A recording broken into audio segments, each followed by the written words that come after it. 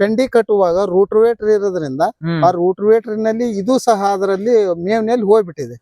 ಹೋದಾಗ ಇದಕ್ಕೆ ಜಾಯಿಂಟ್ ಆಗಿ ದಾರ ಇದು ಜಾಯಿಂಟ್ ಆಗಿ ಅವಾಗ ಇದನ್ನ ಉಗಳಕ್ ಆಗದೆ ಇದ್ದ ಕಾರಣದಿಂದ ಆ ಪಶು ತ್ರಾಸ್ ತಗೊಂಡು ಇದನ್ನು ಸಹ ಹೊಟ್ಟೆಯಲ್ಲಿ ನುಂಗಾಕ್ ಪ್ರಯತ್ನ ಮಾಡಿ ಅದು ಎದೆ ಹತ್ರ ಹೋಗಿ ನಿಂತಿದೆ.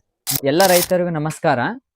ಹಸುಗಳ ಸಾಕಾಣಿಕೆಯಲ್ಲಿ ರೈತರು ಎಷ್ಟೇ ಜವಾಬ್ದಾರಿ ಎಷ್ಟೇ ಕಾಳಜಿ ವಹಿಸಿದ್ರು ಕೂಡ ಒಂದು ಸಣ್ಣ ತಪ್ಪು ಆಕಳ ಆರೋಗ್ಯ ಸ್ಥಿತಿಯಲ್ಲಿ ಗಂಭೀರ ಪರಿಣಾಮ ಬೀರುವಂತ ಸಾಧ್ಯತೆ ಇರುತ್ತೆ. ಯಾಕಪ್ಪ ಅಂತ ಹೇಳಿದ್ರೆ ಕಾರಣ ನಿಮಗೆ ಒಂದು ವಿಡಿಯೋ ತೋರಿಸ್ತೀವಿ, ನೋಡ್ಕೊಂಡ್ ಬನ್ನಿ.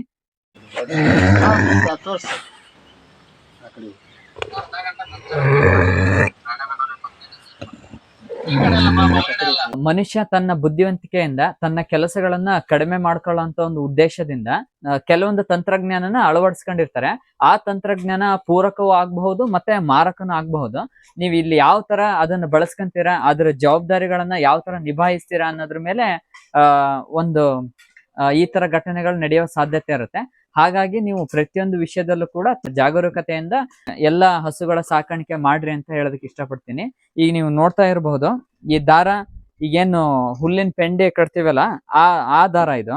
ಈ ದಾರ ಈಗ ನೀವೆಲ್ಲರೂ ಏನ್ ಮಾಡ್ತೀರಾ, ಗೋಣಿ ಚೀಲದ ದಾರದಲ್ಲಿ ಅದನ್ನ ಕಟ್ಸಿದ್ರೆ ಅದು ಲಡ್ ಆಗುತ್ತೆ, ಹರಿಯುತ್ತೆ ಅನ್ನೋ ಒಂದು ಕಾರಣದಿಂದ, ಇದು ತುಂಬಾ ಗಟ್ಟಿ ಬರುತ್ತೆ ಅನ್ನೋ ಒಂದು ಉದ್ದೇಶಕ್ಕೆ ಈ ದಾರನ ಪೆಂಡಿ ಕಟ್ಟಕ್ ಬಳಸಿರ್ತಾರೆ. ಈ ಆಕಳಿಗೆ ಒಂದು ಅದು ಗೊತ್ತಿಲ್ದೇನೋ ಒಟ್ಟು ಯಾವ್ದೋ ಮುಖಾಂತರ ಇದು ಕೆಳಗಡೆ ಹೋಗಿದೆ. ಹೋಗಿ ಅದು ತಿಂತ ಏನಾಗಿದೆ, ಇದ್ ನೋಡ್ರಿ ನೀವು ಎಷ್ಟು ಗಟ್ಟಿ ಇದೆ. ಇದು ನಾವು ಎಷ್ಟು ಎಳೆದ್ರು ಕಟ್ಟಾಗಲ್ಲ.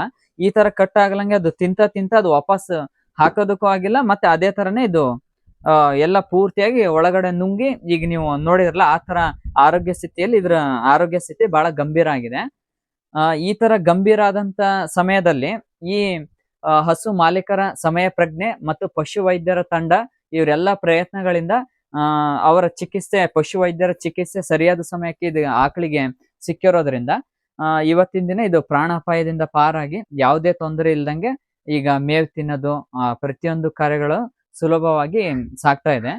ಇದು ನೋಡಕ್ಕೆ ಸಣ್ಣದ್ ಕಾಣ್ತಾ ಇರ್ಬೋದು, ಮತ್ತೆ ಇದು ಗಾಯನೂ ಕೂಡ ನಿಮಗೆ ಸಣ್ಣದಾಗಿ ಕಾಣ್ತಾ ಇರೋದು. ಯೂಟ್ಯೂಬ್ ಅಲ್ಲಿ ಕೆಲವು ನಿಯಮಗಳಿಂದ ನಾವ್ ಇದು ಆಪರೇಷನ್ ಮಾಡಿರುವಂತಹ ಸನ್ನಿವೇಶಗಳನ್ನ ಮತ್ತು ಸಂದರ್ಭಗಳನ್ನ ಅಪ್ಲೋಡ್ ಮಾಡಕ್ ಸಾಧ್ಯ ಇಲ್ಲ. ಹಾಗಾಗಿ ಇದು ಸ್ವಲ್ಪ ದಿನಗಳ ನಂತರ ಈ ವಿಡಿಯೋ ಮಾಡ್ತಾ ಇದೀವಿ. ಇಲ್ಲಿ ಈ ತರ ಶಸ್ತ್ರಚಿಕಿತ್ಸೆ ಪಶು ವೈದ್ಯರು ಮಾಡಿರೋದು.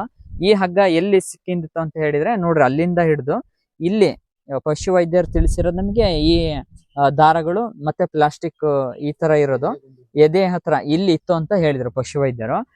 ನೀವೇ ಯೋಚನೆ ಮಾಡಿ, ಈಗ ಇಲ್ಲಿಗೆ ಬಂದು ತೆಗೆದಿದ್ದಾರೆ ಅಂತ ಅಂದ್ರೆ ಸತತವಾಗಿ ಒಂದು 3 ಗಂಟೆಗಳ ಕಾಲ ಶಸ್ತ್ರಚಿಕಿತ್ಸೆ ಮಾಡಿ ಈ ಒಂದು ದಾರ ಪ್ಲಾಸ್ಟಿಕ್ ಇದನ್ನ ತೆಗೆದಿದ್ದಾರೆ ಪಶು ವೈದ್ಯರು.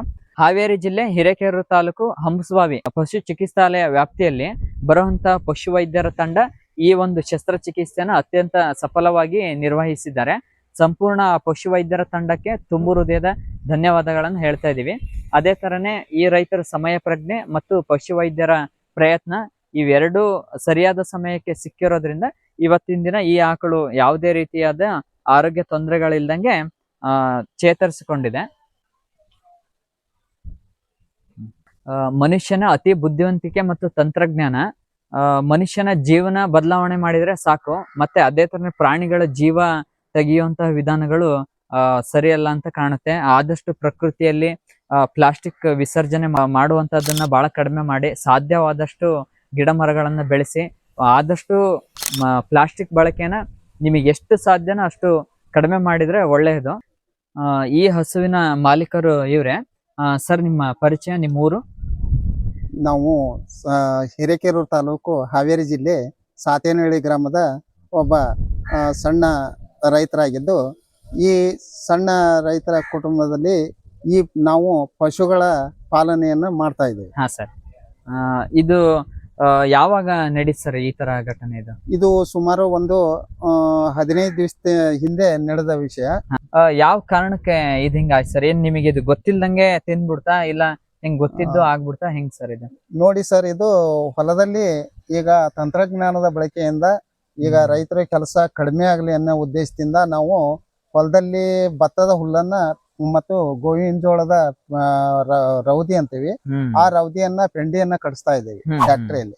ಆ ಟ್ಯಾಕ್ಟ್ರಿ ಪೆಂಡಿಯಲ್ಲಿ ಕಟ್ಟುವಾಗ ಅದರಲ್ಲಿ ಉಪಯೋಗಿಸ್ತಕ್ಕಂತಹ ನೈಲಾನ್ ದಾರ ಹಿಂದೆ ಏನ್ ಮಾಡ್ತಿದ್ರು, ಗೋಣಿ ಚೀಲದ ದಾರವನ್ನ ಕಟ್ತಿದ್ರು. ಆ ಗೋಣಿ ಚೀಲದ ದಾರ ಗಟ್ಟಿ ಬರಲ್ಲ, ಹಾಳಾಕತಿ ಅಂತ ಹೇಳಿ ಇತ್ತಿತ್ತಲಾಗಿ ಆ ನೈಲಾನ್ ದಾರದಲ್ಲಿ ಕಟ್ಸ್ತಾ ಇದ್ದಾರೆ. ಆ ನೈಲಾನ್ ದಾರವನ್ನ ಬಿಚ್ಚಿ ಕ್ಲೀನ್ ಆಗಿ ಬಿಚ್ಚಿ ಅದನ್ನ ನಾವು ದನಗಳಿಗೆ ಹಾಕ್ಬೇಕು. ಅದು ಸ್ವಲ್ಪ ಅಚಾತುರ್ಯದಿಂದ ನಮ್ಮ ಮನೆಯಲ್ಲಿ ಅದನ್ನ ದಾರವನ್ನ ಬಿಚ್ಚುವಾಗ ಏನೋ ಮಿಸ್ಟೇಕ್ ಆಗಿ ದಾರ ಬಿಚ್ಚುವಾಗ ದಾರ ಅದರಲ್ಲೇ ಉಳಿದಿದೆ. ಆ ದಾರ ಉಳಿದ ನಂತರ ಅದನ್ನ ಒಯ್ದು ನಮ್ಮ ತಮ್ಮನವರು ಮೇವಿನಲ್ಲಿ ಅದಕ್ಕೆ ಮೇಲಿಕ್ಕೆ ಹಾಕಿಬಿಟ್ಟಿದ್ದಾರೆ. ಹಾಕಿದಾಗ ಆ ದಾರ ಸ್ವಲ್ಪ ದಾರ ಹೋಗಿದ್ದು, ಸ್ವಲ್ಪ ಹೋಗಿತ್ತು. ಅದು ಈ ಫಸ್ಟ್ ಇಷ್ಟು ದಾರ ಹೋದಾಗ ಅದು ಮೇವು ತಿಂದು ದುಂಡು ಮಾಡ್ಕೊಂಡಿದೆ. ಆ ಮೇವು ತಿಂದು ದುಂಡು ಮಾಡ್ಕೊಂಡಾಗ ಆ ಮೇವು ಪಾಪ ಅದು ಗೊತ್ತಾಗಿಲ್ಲ, ಅದು ಮೇವು ಒಂದು ನುಂಗಿಬಿಟ್ಟಿದೆ. ಅದನ್ನ ತಿರುಗಿ ಹೋದ್ಮೇಲೆ ಮತ್ತೊಂದ್ ಸ್ವಲ್ಪ ಮೇವು ತಗೊಂಡು ಜಗಿದಿದೆ, ಇದನ್ನು ಹಾಗೆ ನುಂಗಿದೆ. ಅದೇನಾಗ್ಬಿಡ್ತು, ನೈಲಾನ್ ದಾರ ಆಗಿರೋದ್ರಿಂದ ಅದಕ್ಕೆ ಜಗಿಲಿಕ್ಕೆ ದಾರ ಆಗಿಲ್ಲ, ಅದು ಮತ್ತೆ ಉಗುಳಕ್ಕೂ ಆಗಿಲ್ಲ.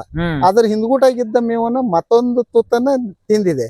ಅನಂತರದಲ್ಲಿ ಅಲ್ಲಿ ಹೊಲದಲ್ಲಿ ಕಟ್ಟುವಾಗ ಹಳೆಯ ಪ್ಲಾಸ್ಟಿಕ್ ದಂಡಿ ಹಗ್ಗ ಗಂಟುಗಳು ಹೋಗಿರ್ತದೆ ಗೊಬ್ಬರದಲ್ಲಿ.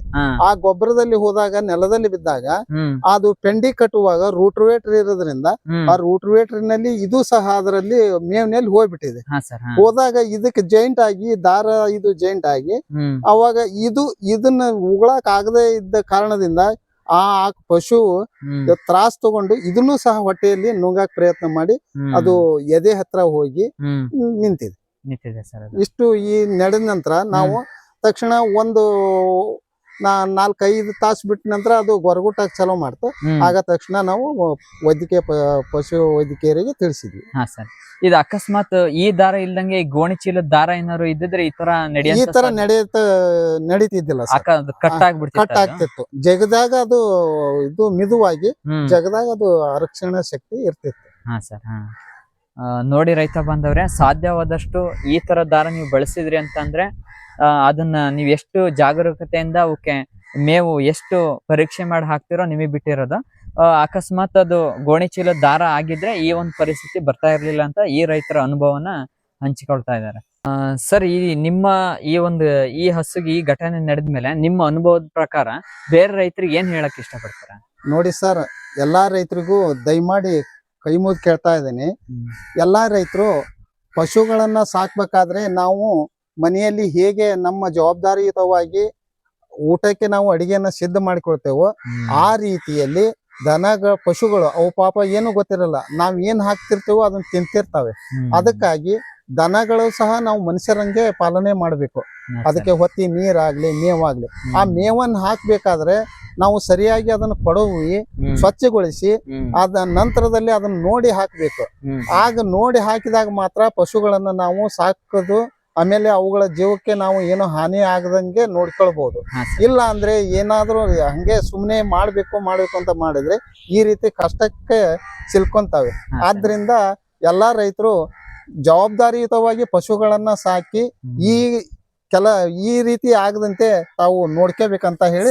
ಇದೇನು ನಿಮ್ ಪ್ರಕಾರ ಇದು ಈ ಗೊಬ್ಬರದಲ್ಲಿ ಹೋಗಿ ಹೊಲಕ್ ಬಿದ್ದು ಆ ನಂತರ ಅದು ಮಿಷನ್ ಕಟ್ಟುವಾಗ ಅದರಿಂದ ಬಂದಿದೆ ಅಂತ ನೋಡಿ. ಮಿಷನ್ ಕಟ್ಟುವಾಗ ಇದು ಒಂದೇ ಅಲ್ಲ, ಹಾವುಗಳು ಜೀವಂತ ಇದ್ರು ಸಹ ಅದನ್ನ ಹೊಡೆದ್ ಕಟ್ತದೆ. ಒಂದ್ ಹುಳ ಹುಬ್ಟಿ ಏನು ಈ ಪುಡಿ ಇರುತ್ತೆ ಅಲ್ರಿ ಭತ್ತದ್ದು, ಆ ಭತ್ತದ ಹುಲ್ಲಿನಲ್ಲಿ ಪುಡಿ ಇದ್ರು ಸತಕ ಜಳ ಹೊಡ್ಕೊಂಡ್ ಕಟ್ಟುತ್ತೆ. ಇಂತ ಉಂಡಿ ಸತಕನು ಕಟ್ತದೆ. ಹಾವುಗಳು ಸತ ಬಂದಿದ್ದು ನಾವು ಸ್ವತಃ ನೋಡಿದೇವಿ. ಹೌದೌದು, ಜೀವಂತ ಹಾವು ಅದ್ರಲ್ಲಿ ಸತ್ತ ಹೋಗುತ್ತೆ ಆ ರೂಟ್ವೇಟಿಗೆ, ಆ ಪೆಂಡಿಯಲ್ಲಿ ಬರುತ್ತೆ. ಅದಕ್ಕೆ ಅದನ್ನ ಜವಾಬ್ದಾರಿ ಪೆಂಡಿ ಕಟ್ಸಿದ್ಮೇಲೆ ಕೊಡವೆ ಮೇವು ಹಾಕ್ಬೇಕು. ಕೊಡವೆ ಮೇವು ಹಾಕಿದ್ರೆ ಮಾತ್ರ ಪಶುಗಳನ್ನ ನಾವು ಚೆನ್ನಾಗಿ ನೋಡ್ಕೊಂಡಂಗೆ ಈಗಿನ ಪರಿಸ್ಥಿತಿಯಲ್ಲಿ. ಹಿಂದೇನ್ ಮಾಡ್ತಾ ಇದ್ರಿ, ಕಣದಲ್ಲಿ ಹುಲ್ ಹಳ್ಳಿ ಅದನ್ನ ಜಳ ಕೊಡವಿ ಪೆಂಡಿ ಕಟ್ಟಿ ತಂದು ಬಣಿವೆ ಹಾಕ್ತಿದ್ವಿ. ಈಗೇನಾಗಿದೆ, ಅದನ್ನ ಹೊಲದಲ್ಲೇ ಮಿಷನ್ ಹೊಡಿತೆ, ಅದನ್ನ ಹಂಗ ರೂಟ್ರ್ನಲ್ಲಿ ಕಟ್ಟಿಸ್ತೇವೆ ನಾವು. ರೂಟ್ರೇ ಅದು ಮಿಷನ್ ಅಂದ್ರೆ ಏನು, ರೂಟ್ರ್ ಹಿಂಗ್ ಹೊಡಿತೆ, ಆ ಗಾಳಿ ಮೂಲಕನೇ ಎಲ್ಲದನ್ನು ತಗೊಂಡು ಪೆಂಡಿ ಕಟ್ತದೆ. ಏನು ಬಿಡಂಗಿಲ್ಲ. ಹುಳ ಹೂಬಿಟ್ಟಿ ಸದ್ಯಕ್ಕೂ ಜೀವಂತನ ಕೊಲ್ತತ್ರಿ ಅದ್ರಲ್ಲಿ. ಸರ್ ಹಾವು ಸದ್ಯಕ್ಕೂ ಬಂದಿದ್ದು ನಮಗೆ ನಿದರ್ಶನ ಇದೆ.